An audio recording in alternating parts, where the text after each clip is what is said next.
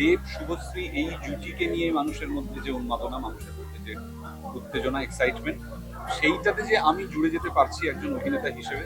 শুভশ্রী আমার খুব পছন্দের অভিনেত্রী, কিন্তু কিছুতেই কখনো মানে ঠিক শুভশ্রীর সঙ্গে অভিনয় করা হয়নি। সেই সুযোগ এবারে আসতে চলেছে। আমি শুধু বলতে পারি যে দেশু সেভেনে আমি অভিনয় করছি। আমার পরিচালিত কোনো ছবি কখনো বাধা পায়, দু একটা মিউজিক ভিডিও বাধাপ্রাপ্ত হয়েছে, যদিও পরবর্তীকালে সেই মিউজিক ভিডিওগুলো হয়েও গেছে। আমার প্রথম ছবি দেবের সাথে আসিল।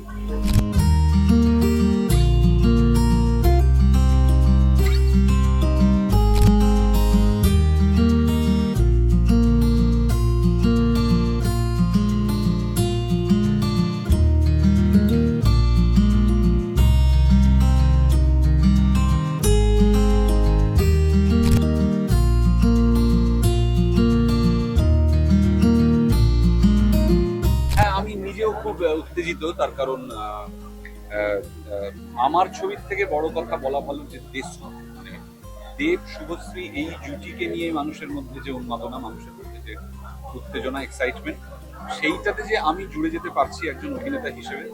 এবং আমার দেবের প্রতি মানে এবং এইটা নিয়েও আমি এক্সাইটেড যে দেব প্রথমবার পরিচালনা করতে চলেছে এবং সেইটাতে কাজ করবো। আমার প্রথম ছবি দেবের সাথে আসিল।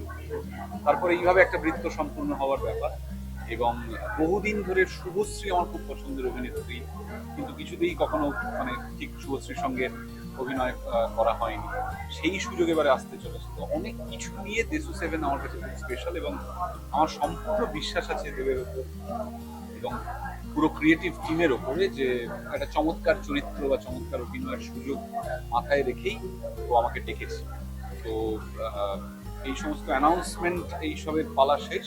এবারে আসল কাজ চলচ্চিত্র নির্মাণ, যাতে মানুষ আমাদের ছবিটি দেখে আনন্দ পান, সেই কাজ যত তাড়াতাড়ি শুরু হবে তার জন্য আমি মুখিয়ে আছি। অনির্বাণ, তোমাকে দেখার তোমার কামব্যাকের পরে অনেকেই একটা প্রশ্ন তুলছে, তাহলে কি টলিউড থেকে এই যে ব্যান কালচার, সেটা কি নিষ্পত্তি ঘটলো?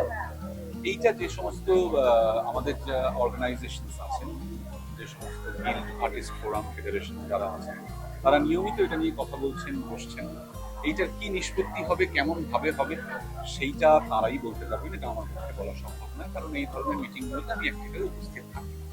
আমি শুধু বলতে পারি যে দেশু সেভেনে আমি অভিনয় করছি এবং চেষ্টা করবো ভালো করে করার, আমার দর্শক যাতে আমার কাছ থেকে ভালো।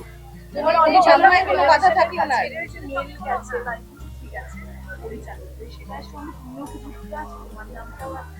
আমি সেখানে সই করেছি। সিসিআই তে একটি কেস ছিল, কম্পিটিশন কমিশন অফ ইন্ডিয়া, সেইটা উইথড্র করে নেওয়ার যে প্রপোজাল আমাদেরকে দেওয়া হয়েছিল, আমরা সেটা মেনে নিয়েছি এবং আমরা চাই সেখান থেকে কেসটা উইথড্র করে নিতে।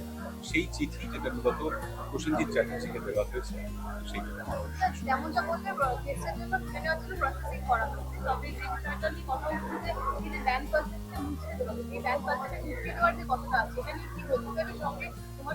একটু আগেই উত্তরটা দিলাম, যে আমরা দেখতেই পাচ্ছি যে আমাদের ইন্ডাস্ট্রিতে খুবই মর্মান্তিক একটি ঘটনা ঘটেছে। আমাদের একজন আত্মজন, আমাদের অত্যন্ত সকলেরই প্রিয় একজন সঙ্গী আমাদের ছেড়ে চলে গেছে, এবং তারপরে মানে সেই শোকের আবহে অনেকগুলো জিনিস নিশ্চিত করতে, শুধুমাত্র অভিনেতা, অভিনেত্রী, কলাকুশলী, টেকনিশিয়ানদের নিরাপত্তা নয়, আরো অনেকগুলি নিশ্চিত করতে বা একটা এসওপি তৈরি করতে আমাদের ইন্ডাস্ট্রির যারা সিনিয়র, যারা গুরুজন এবং যে দায়িত্বপূর্ণ সংগঠনগুলি আছে, তারা মুহুর্মুহু মিটিংয়ে বসছে, আলোচনা করছে, সব পক্ষে কথা হচ্ছে।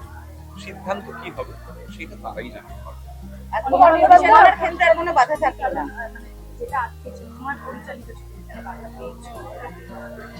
আমার পরিচালিত কোনো ছবি কখনো বাধা পায়, দু একটা মিউজিক ভিডিও বাধাপ্রাপ্ত হয়েছে, যদিও পরবর্তীকালে সেই মিউজিক ভিডিওগুলো হয়েও গেছে।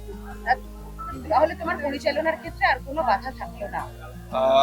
আমি এটা বলতে পারবো না। আমি আবারও বলছি যে আমাদের মাথার উপরে যে সমস্ত সংগঠনগুলি আছে এবং যে সমস্ত গুরুজনের আছে, তারা কি সিদ্ধান্ত নেন সেইটার পরে আমার পক্ষে অফিসিয়ালি কথাটা বলাটা ঠিক হবে।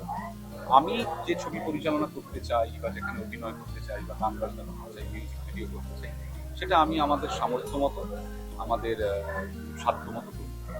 আরেকটা প্রশ্ন, কেসটা তুলে নেওয়ার বিষয়টা কনসার্ন করার পরে ফেডারেশনের আরো কোনো রকম করে কথাবার্তা না। আর তোমার নতুন তোমাদের নতুন যে গানটা ভালোবাসার দেশ। মানে অন্য নিয়ে যে কথাটা সেটাই তো আলটিমেটলি হচ্ছে সব জায়গায় সব জায়গা সব জায়গা হ্যাঁ, অন্যকে মানে হচ্ছে অপরায়ণ, আদারাইজেশনের কথা সারা বিশ্ব জুড়ে, এমনকি আমাদের দেশেও যে আদারাইজেশন চলছে। সম্প্রতি আমরা একটা অভূতপূর্ব এমনই কৌশল দেখতে পেলাম এই প্রাক নির্বাচন এতে, সেইটাও এক ধরনের অপরায়ণ, আদারাইজেশন, ডিলিশন, এই সবকিছু নিয়ে প্লাস মানে পৃথিবী জুড়ে বছরের পর বছর ধরে যা চলছে এবং সেখানে এত মৃত্যু, এত হাহাকার এবং এত এ সবকিছুকে অ্যাড্রেস করার গান আমাদের মনে হয়েছিল যে আমাদের এরকম একটা গান করা উচিত। এর থেকে বড় কথা ভেতর থেকেই আসছে যে কোথাও তো এই কথাগুলো বলতে হবে, সেইটারই বহিঃপ্রকাশ ভালোবাসা।